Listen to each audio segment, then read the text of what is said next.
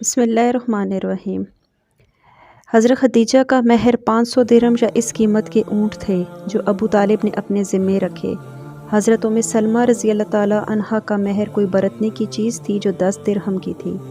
حضرت جویریہ رضی اللہ تعالی عنہا کا مہر 400 درہم تھے اور حضرت ام حبیبہ رضی اللہ تعالی عنہا کا مہر 400 دینار تھے جو حبشہ کے بادشاہ نے اپنے ذمے رکھے تھے، اور حضرت سودا رضی اللہ تعالی عنہا کا مہر 400 درہم تھے، اور ولیمہ حضرت ام سلمہ رضی اللہ تعالی عنہا کا جو کا کھانا تھا، اور حضرت زینب رضی اللہ تعالی عنہا کے ولیمے میں ایک بکری ذبح ہوئی اور گوشت اور روٹی لوگوں کو کھلایا گیا۔ حضرت صفیہ رضی اللہ تعالی عنہ کی دفعہ جو کچھ صحابہ کے پاس حاضر تھا سب جمع کر لیا گیا، یہی ولیمہ تھا۔